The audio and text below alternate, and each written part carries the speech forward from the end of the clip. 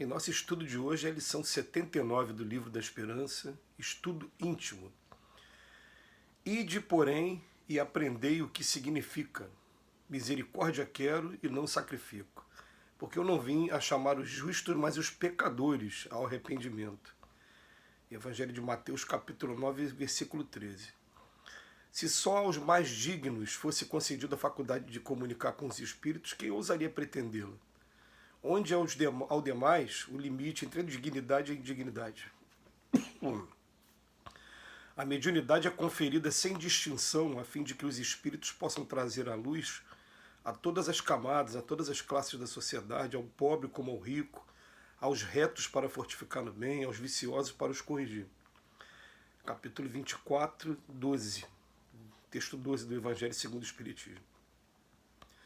Na construção espiritual que fomos trazidos pela bondade do Cristo, surgem momentos ásperos nos quais temos a impressão de trazer fogo e fel nos escalinhos da alma. Não mais entraves decorrentes de calúnia e perseguição, mas sim desgosto e inconformidade a se levantarem de nós contra nós. Insatisfação, arrependimento tardio, autopiedade. Em muitas ocasiões desertamos do bem quando se fazia imprescindível demonstrá-lo. Falhamos ou distraímos-nos no momento preciso de vigiar ou vencer, e sentimos-nos deprimidos, arrasados. Mesmo assim, urge não perder tempo com lamentações improfícuas. Claro que não nos compete descambar na irresponsabilidade. Mera obrigação analisar os nossos atos, examinar a consciência, meditar, discernir. Entretanto, é forçoso cultivar desassombro e serenidade constantes para retificar-nos sempre, adestrando infatigável paciência, até mesmo para conosco, nas provações que nos corrijam ou humilham, agradecendo-as por lições. Muitas vezes perguntamos-nos por que teremos sido convocados à obra do Evangelho, se por enquanto somos portadores de numerosas fraquezas e moléstias morais.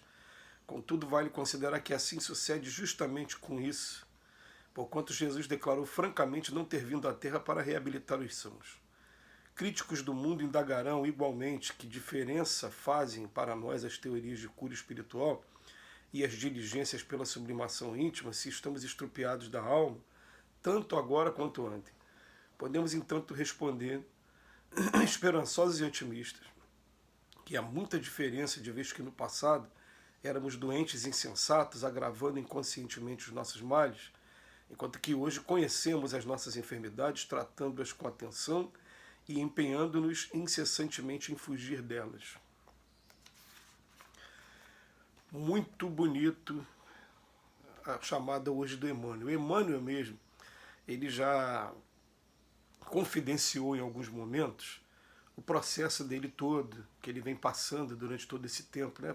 Só um pouco de biografia também, que às vezes a gente fala muito da parte doutrinária e acaba não falando muito de biografia. Mas quem parar para ler o livro Há 2000 anos, que foi um livro escrito pelo Emmanuel através de Chico Xavier também, ele conta de uma encarnação em que ele foi um senador romano, em que ele recebeu uma informação inverídica, ou então vulgarmente a gente chama de fofoca, sobre a esposa dele que poderia estar traindo, e com isso ele deu um castigo na esposa de 25 anos, sem deixar a esposa, inclusive, ficar perto dos filhos, né? E quando ele já tinha sido informado de que aquela informação era inverídica, que ele estava predisposto a se reabilitar, a sua esposa Lívia se torna uma cristã e, trocando de roupa até com a empregada para sair de casa, ela é presa e vai para o martírio justamente numa data em que o Emmanuel estaria sendo homenageado assistindo ao martírio dos cristãos. Ele não sabia que a mulher dele estava sendo martirizada naquele momento. Ele, por conta desse comportamento, ele ficou durante todos esses 2000 anos só procurando sua reabilitação. Então, quando ele conta pra gente dessa maneira, né, tem todo esse trabalho, foram muitas encarnações voltadas para o trabalho da divulgação cristã, e esse trabalho maravilhoso que ele deixa pra gente hoje, né, foram tantos anos que ele agora, dessa vez, ele vem chamar a atenção se colocando na primeira pessoa. Ele fala assim, eu tenho dificuldade também, muitas vezes teremos perguntado por que teremos sido convocados à obra do Evangelho, se somos portadores de numerosas fraquezas e moléstias morais. Jesus afirma que não veio para os que estão sãos, veio para reabilitar os que são doentes. E a primeira coisa que a gente faz aqui, eu, por exemplo, faço da primeira pessoa. Eu sou um doente da alma. A gente para analisar ainda os problemas que a gente tem, ainda são problemas muito grandes, problemas de ordem moral, problemas que demandam resignação, dedicação para poder serem superados. Não são problemas fáceis. Aí eu poderia dizer, mas todo mundo tem, não. Eu vou falar aqui na primeira pessoa. Eu sei disso. Isso acaba sendo motivo de muita decepção por outras pessoas, porque as pessoas acreditam que quem utiliza da oratória, ou quem às vezes está realmente arregaçando a manga para alguns trabalhos à frente de algumas instituições, acredita que essas pessoas sejam perfeitas. Ficam buscando ali uma referência. E vão encontrar, é claro, no convívio mais próximo, contato com os defeitos, porque vai ver que não existe perfeição aqui na Terra. Tudo bem. Mas principalmente nós aqui, a gente precisa o tempo todo, diariamente, e quando eu falo diariamente, eu não estou nem falando assim de hora em hora, né? Mas diariamente a gente precisa desse estudo, dessas referências, porque a gente ainda tem uma brecha muito grande moral. Se a gente deixar essa brecha aberta, a gente vai cair.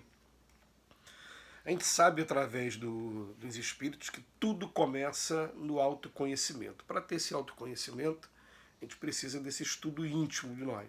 E precisa de uma base de comparação. Então, qual é a base de comparação?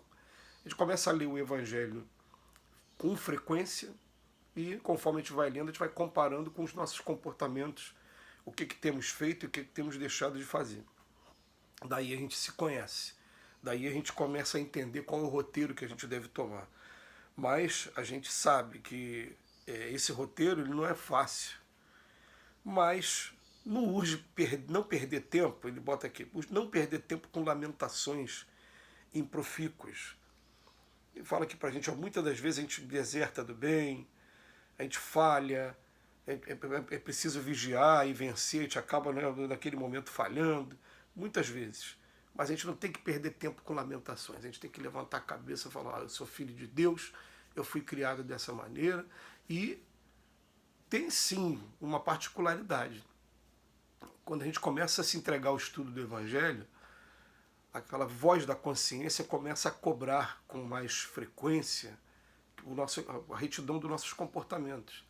De maneira que quando a gente sai um pouquinho da linha, a consciência pesa e dói na gente, vem a tristeza, a gente fica pensando, meu Deus, como é que eu estou tendo todo esse aparato, todo esse estudo, e olha como é que eu ainda sou.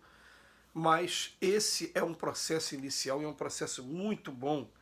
Ele vai dizer aqui pra gente, né, que antes a gente fazia e achava que estava certo, agora não.